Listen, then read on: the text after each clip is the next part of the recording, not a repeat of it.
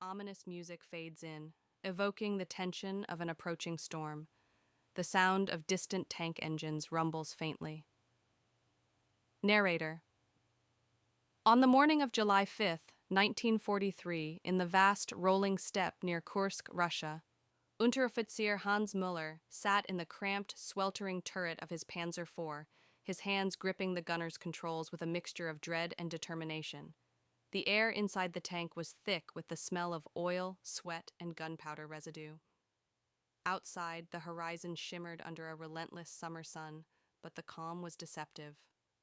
Muller, a veteran of 3 years on the Eastern Front, knew that this day would be unlike any other. His radio crackled with orders from the 2nd Panzer Division's command. Advance at 0400 hours. Break the Soviet lines. Operation Citadel has begun.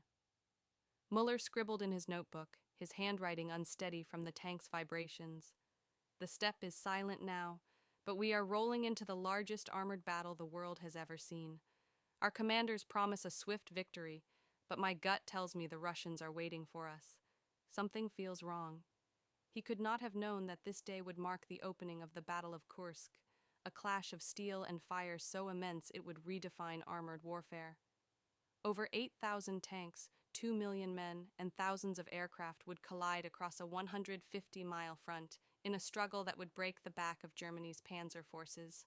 The German war machine, once invincible, was about to face a Soviet defense so meticulously prepared, so brutally effective, that it would shift the tide of the war irrevocably. Sound effect. The low growl of tank engines grows louder, mixed with the clank of tracks and faint radio chatter in German. For 3 years, the Wehrmacht had relied on its panzer divisions to shatter enemy lines with lightning speed. The blitzkrieg tactics of 1939 to 1941 had conquered Poland, France, and vast swathes of the Soviet Union.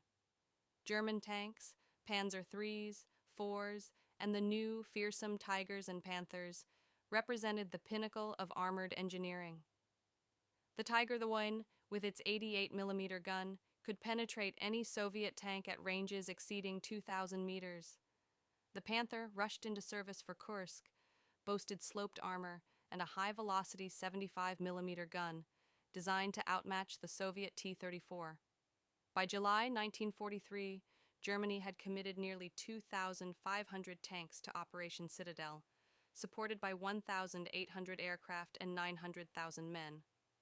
Feldwebel Karl Schmidt, a tank commander with the Grossdeutschland Division, had written to his brother in Berlin just days before the offensive, "Our panzers are the finest in the world.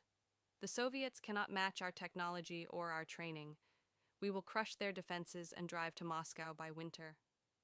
His confidence was shared by many in the German ranks, built on years of victories and a belief in their technological superiority.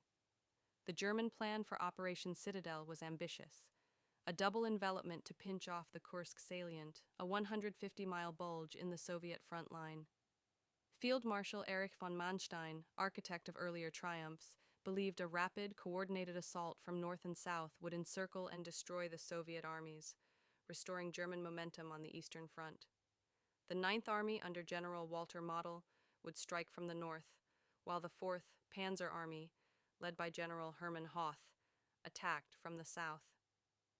Müller's Panzer IV was part of Hoth's spearhead, tasked with breaking through at Prokhorovka, a name that would soon become synonymous with carnage. Sound effect: a sharp artillery barrage erupts, followed by the whistle of shells overhead and distant explosions. But the Germans had underestimated their enemy. The Soviets, under Generals Georgy Zhukov and Konstantin Rokossovsky, had turned the Kursk salient into a fortress. Intelligence from British codebreakers at Bletchley Park and Soviet partisans had revealed German plans months in advance. The Red Army had spent half a year preparing, digging over 5,000 miles of trenches, laying 400,000 mines, and positioning 3,300 tanks and 20,000 artillery pieces. Anti-tank guns, hidden in camouflaged bunkers, waited silently across the steppe. Soviet T-34s, with their sloped armor and 76mm guns, were massed in numbers that dwarfed German expectations. The Soviets had 1.3 million men ready to absorb and counter the German assault. At 0400 hours, as Muller's Panzer IV lurched forward, the steppe erupted into chaos. Soviet artillery opened fire with a barrage so intense it shook the earth. Over 3,000 guns fired in unison, targeting German assembly areas with devastating precision. Muller's tank rocked as shells exploded nearby, shrapnel pinging off the armor. Through his periscope, he saw the lead tanks of his company vanish in gouts of flame, victims of mines and anti-tank guns. His radio operator, Gefreiter Wilhelm Braun, shouted over the din, "Mines ahead! Anti-tank fire from the ridge." Muller adjusted his gun's traverse, scanning for targets. His 75mm gun roared, sending a high-explosive shell toward a Soviet position 800 meters away. The shot was accurate, but the Soviet response was relentless. T-34s appeared from concealed positions, their guns flashing as they returned fire. The German advance, expected to cover 20 kilometers on the first day, ground to a halt within hours. Muller scribbled in his notebook, "The Russians knew we were coming. Their guns are everywhere. Our tanks are burning, and the Tigers cannot move through the minefields. This is no blitzkrieg." Sound effect: the roar of tank engines, the screech of tracks, and the sharp crack of tank guns intensify, mixed with shouted orders in German and Russian.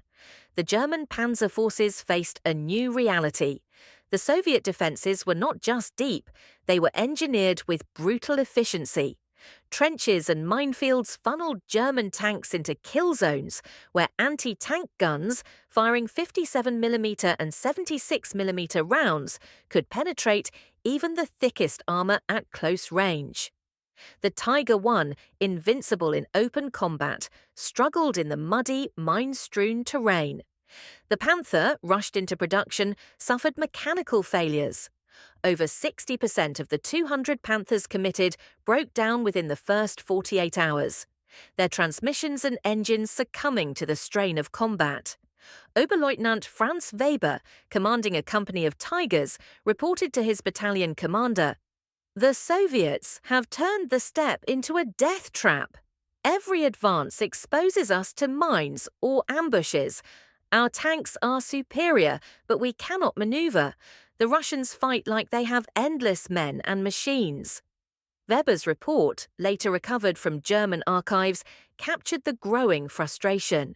The Wehrmacht's doctrine of rapid, decisive movement was unraveling against a Soviet defense that refused to break. By July 12th, the battle reached its climax at Prokhorovka, where over 1,200 tanks clashed in a maelstrom of steel and fire. General Hoth's 4th Panzer Army, including the elite 2nd SS Panzer Corps, collided head-on with the Soviet 5th Guards Tank Army. Hans Müller's Panzer IV was in the thick of it, his gunner's sight filled with the silhouettes of T-34s charging at point-blank range. The Soviets, disregarding losses, closed to within 100 meters, negating the German advantage in long-range gunnery. Müller's tank fired round after round, destroying 3 T-34s before a 76mm shell struck his turret, jamming the traverse. Smoke filled the compartment as Braun screamed, "We're hit! Bail out!" Müller and his crew abandoned their burning tank, scrambling into a ditch as the battle raged around them. Through the haze, he saw Tigers and Panthers dueling T-34s in a chaotic melee. Shells ricocheted off armour, and tanks exploded into fireballs, their crews trapped inside. Soviet Il-2 Sturmovik aircraft screamed overhead, their cannons shredding German formations. By nightfall, the field was littered with over 400 burning hulks, German and Soviet tanks indistinguishable in the carnage. Sound effect: the battle fades to a haunting silence, broken only by the crackle of fires and the distant groan of wounded machinery. The Battle of Kursk was a catastrophe for Germany. Operation Citadel failed to break the Soviet lines. The Wehrmacht lost over 500 tanks and 200,000 men in 2 weeks, losses from which the panzer forces never recovered. The Soviets, though suffering even heavier casualties, over 800 tanks and 250,000 men, could replace their losses with reserves and American Lend-Lease supplies. Germany could not. The Kursk salient held, and the Red Army launched a counter-offensive that drove the Germans back, liberating Orel and Kharkov by August. General Heinz Guderian, the architect of Blitzkrieg, later wrote, "Kursk was the death knell of the German panzer arm. We threw our finest divisions into a meat grinder, and the Soviets were ready for us. Our tanks were magnificent, but their numbers and preparation overwhelmed us. The initiative passed to the enemy, and we never regained it." For Hans Möller, who survived Prokhorovka but lost his crew, the battle shattered his faith in German invincibility. In a letter to his sister found in Soviet archives after the war, he wrote, "We believed our panzers could conquer anything. But at Kursk we faced an enemy who had learned our tactics and turned them against us. The steppe swallowed our tanks, our men, our hope. I fear we cannot win this war."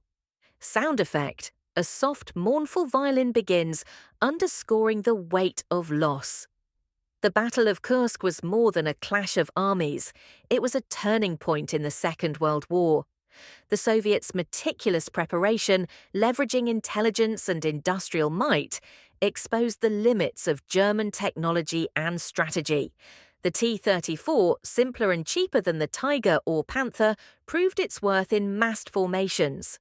Soviet anti-tank defenses, combining mines, artillery, and air power, demonstrated that even the most advanced weapons could be defeated by superior planning.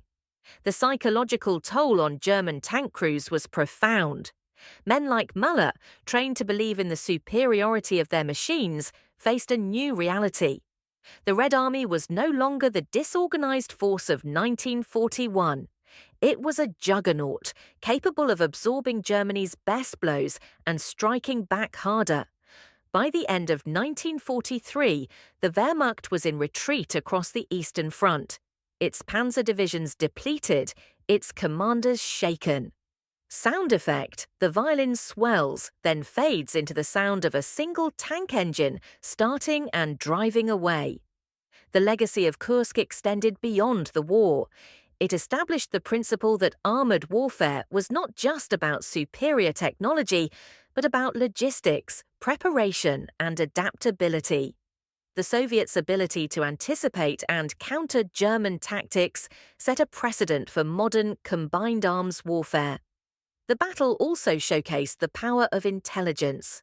Allied code-breaking and Soviet reconnaissance had given the Red Army a decisive edge. Hans Müller survived the war, captured by Soviet forces in 1944 and released in 1949. In a 1975 interview, he reflected on July 5, 1943.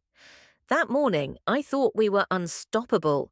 By nightfall, I knew we were doomed. The Russians didn't just fight us, they outthought us. Kursk was where Germany's iron broke against Soviet steel." Outro. The tank engine fades into silence. Soft wind blows across the steppe, carrying the faint echo of distant battles. Music resolves into a somber, reflective tone.